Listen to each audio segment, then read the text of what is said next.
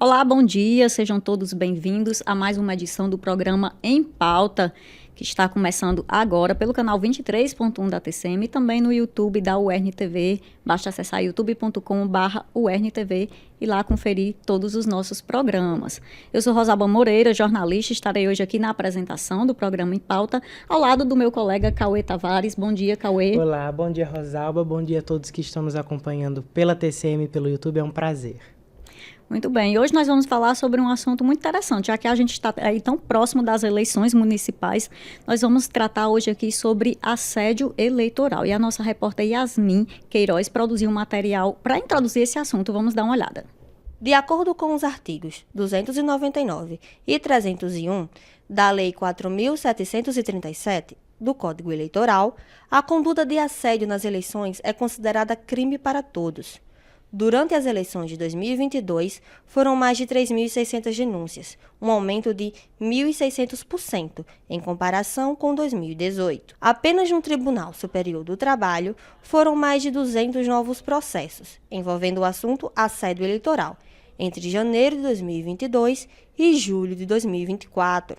Reunião com trabalhadores para fazer campanhas políticas, ameaça de demissão caso não vote em certo candidato e obrigar o uso de uniformes de determinada campanha eleitoral são alguns dos atos considerados assédio eleitoral. As denúncias podem ser feitas na Justiça Eleitoral, Ministério Público do Trabalho ou nas ouvidorias dos Tribunais Regionais do Trabalho.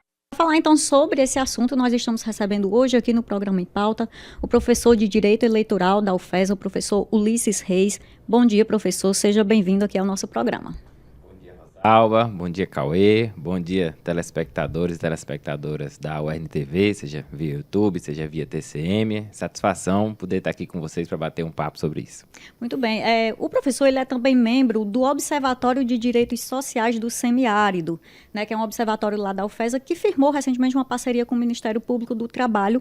E dentro dessa parceria estão realizando aí um trabalho relacionado ao assédio eleitoral, né? Eu queria que o senhor falasse primeiramente um pouquinho aí sobre essa parceria do Observatório com o Ministério Público do Trabalho. Perfeito. O observatório, na realidade, já é um anseio que nós tínhamos há alguns meses, ou até há poucos anos, lá no âmbito do curso de bacharelado em Direito e do programa de pós-graduação em Direito da UFESA, né, do qual faço parte. Nós temos uma bifurcação, por assim dizer, ou uma trifurcação de professores que atuam nas mais variadas áreas, né, do ensino, do pesquisa e da extensão.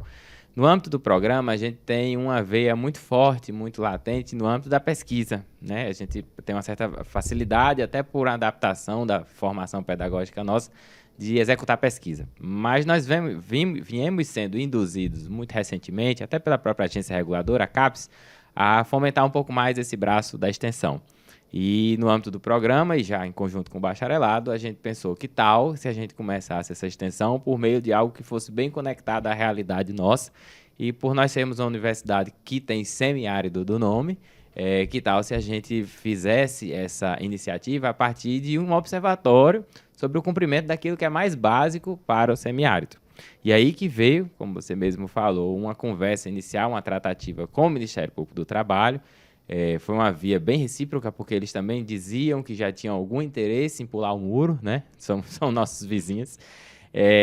E foi firmada uma parceria inicial para que esse observatório fosse criado e que nós nos concentrássemos inicialmente, ao menos, nessa temática das eleições.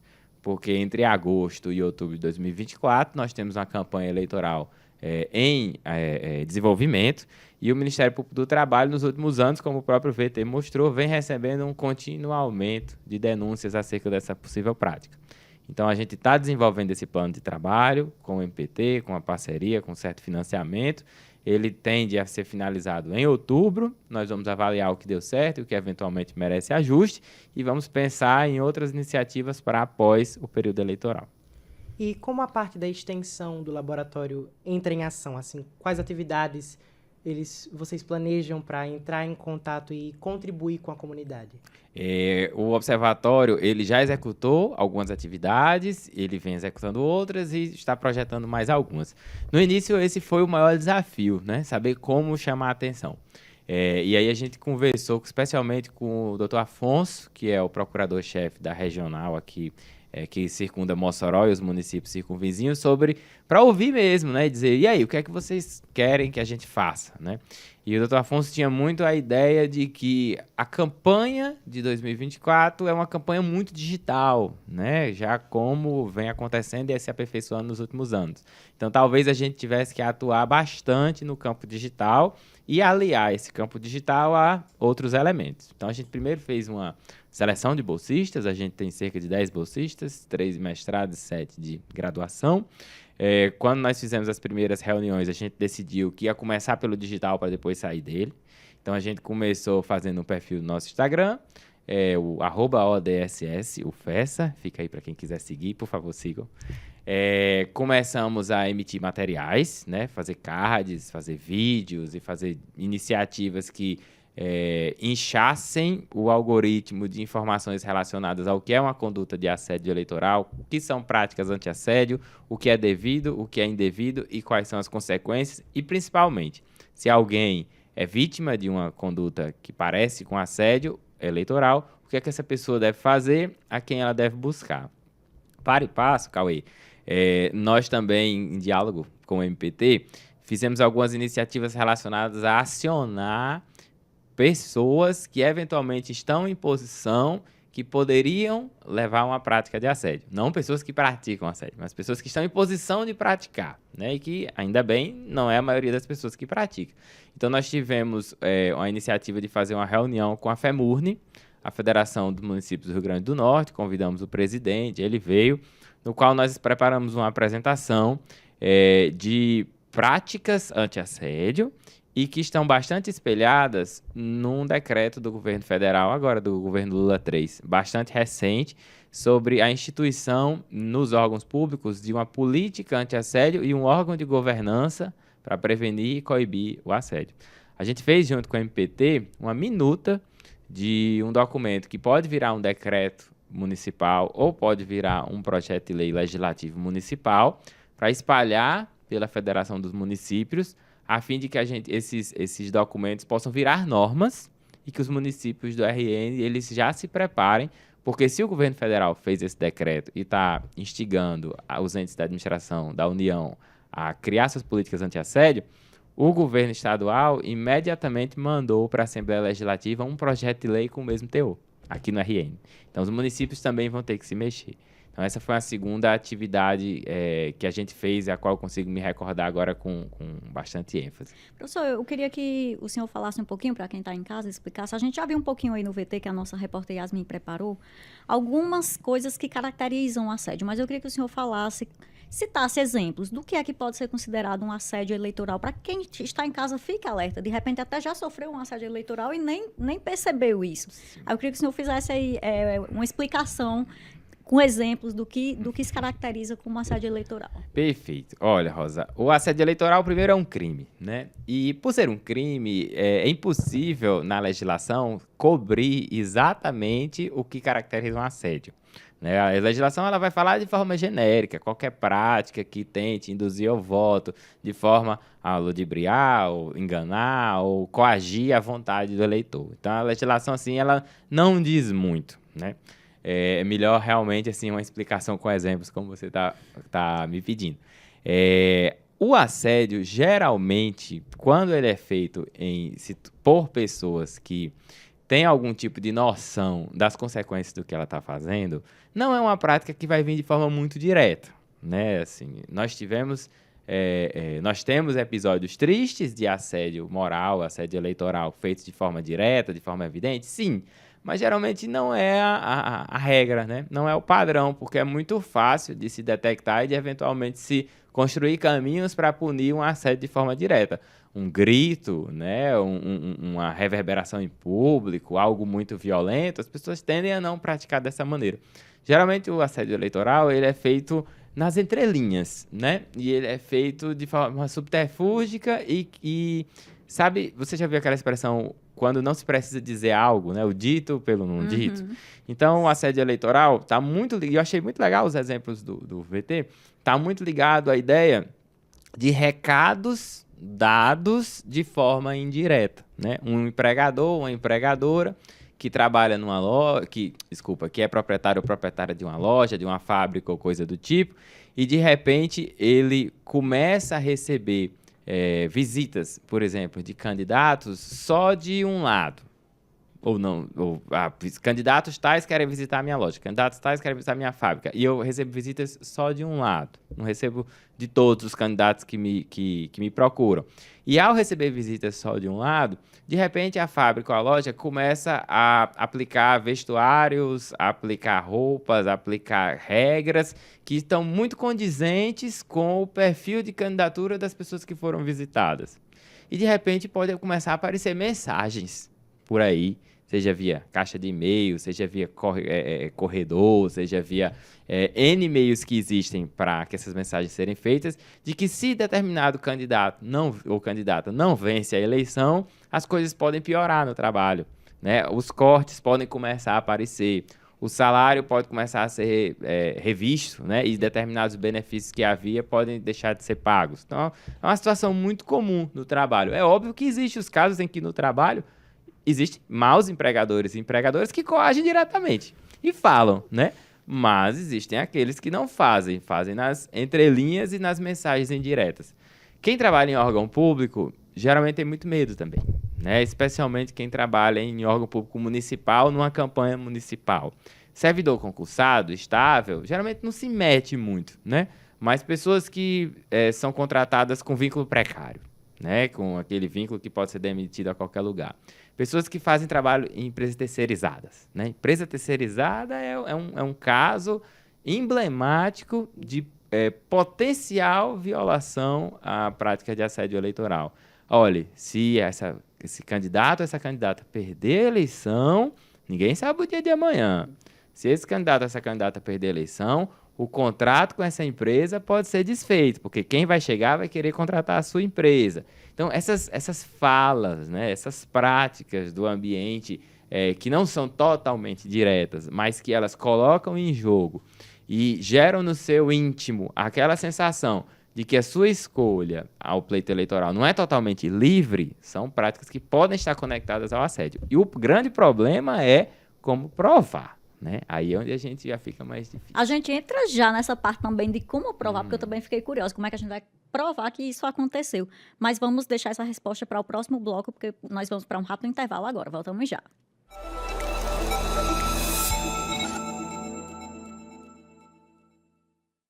Toda quinta-feira você confere aqui na UERN-TV o programa Saúde em Foco. Temas importantes relacionados à saúde são debatidos com a presença de especialistas e, claro, com a participação do público. Saúde em Foco, toda quinta-feira, às 11h30 da manhã, ao vivo, aqui na UERN-TV.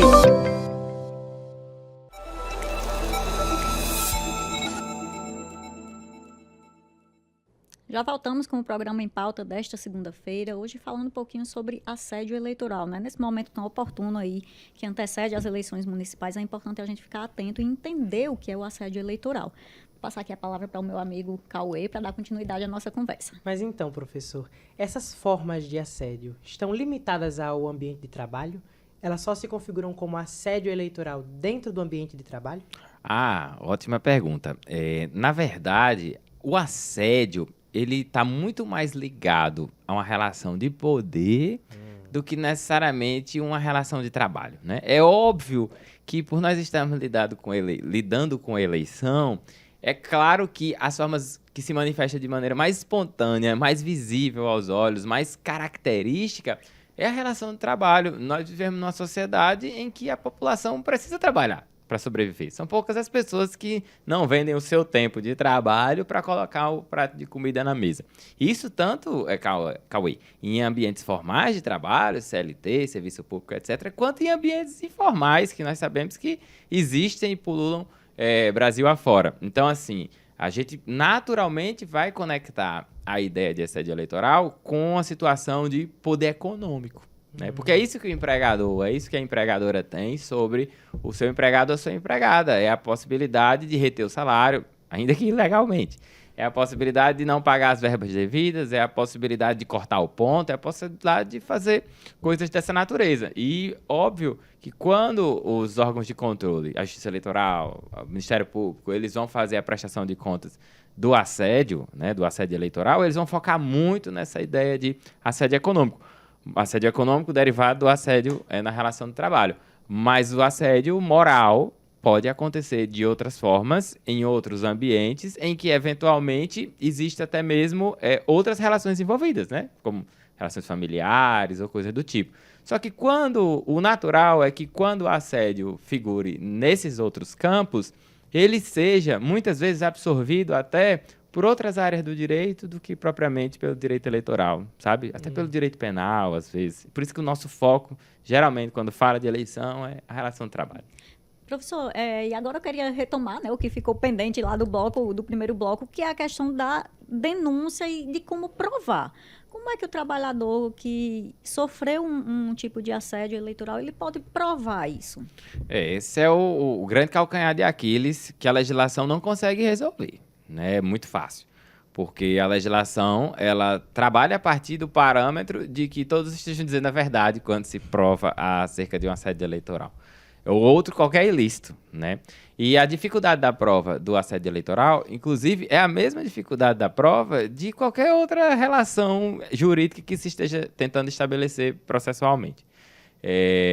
Se houver uma situação de assédio em que haja uma prova material, que eu acho que é muito difícil, como um vídeo, né? Ou um áudio, ou um registro de e-mail, né? Uma mensagem escrita, conversa de WhatsApp, esse tipo de coisa, tudo isso, sem dúvida, Rosa e Cauê, é admitido em juízo. Inquestionável. Tudo isso é não inquestionável, porque todo tipo de prova pode ser colocada sob contraditório, e inclusive a interpretação sobre a prova, né?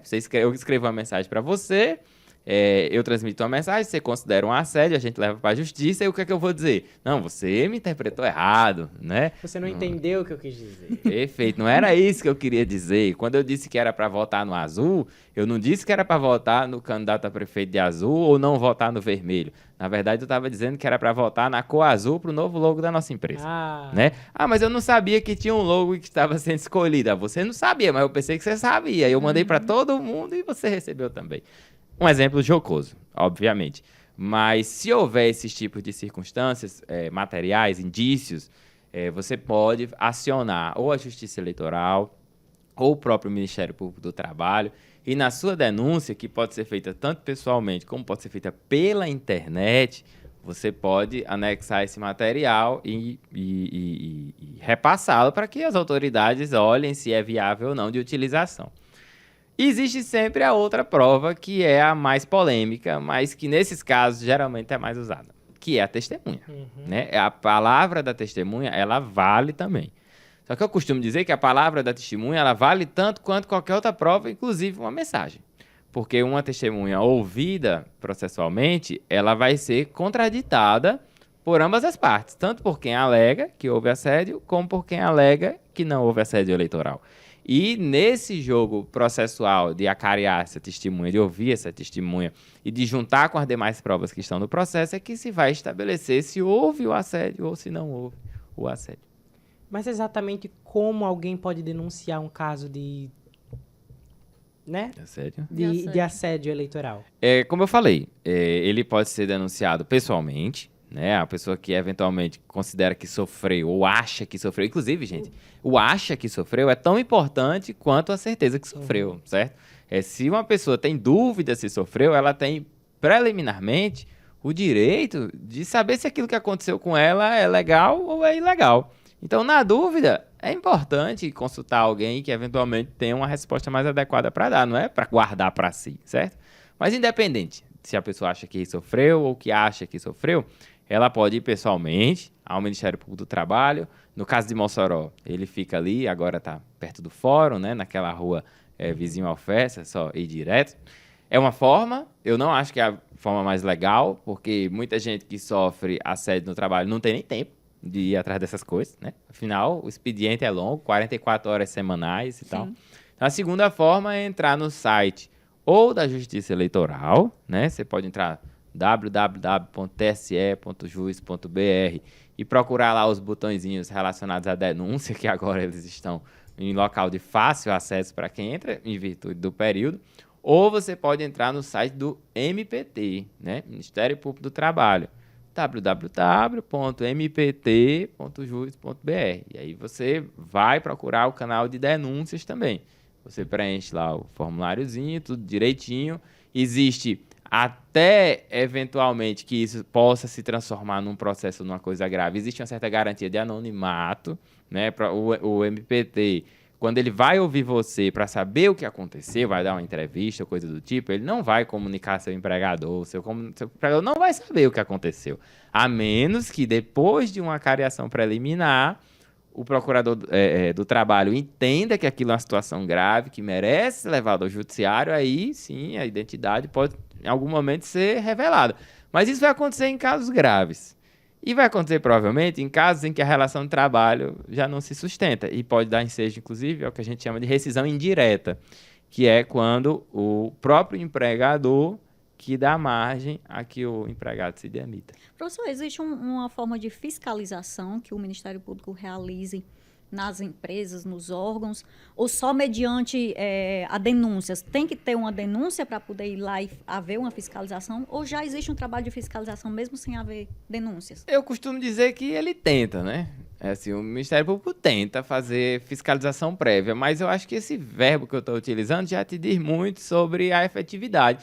Porque são poucas pessoas, né? São poucas pessoas no Ministério Público do Trabalho. Você vê, essa região todinha do RN coberta por Mossoró é basicamente metade do RN. O RN tem 155 municípios, então eles pegam 78, quase 80 municípios. Tem 2 ou 3 procuradores do trabalho para todos esses municípios. E aí tem um corpo de servidores também reduzido.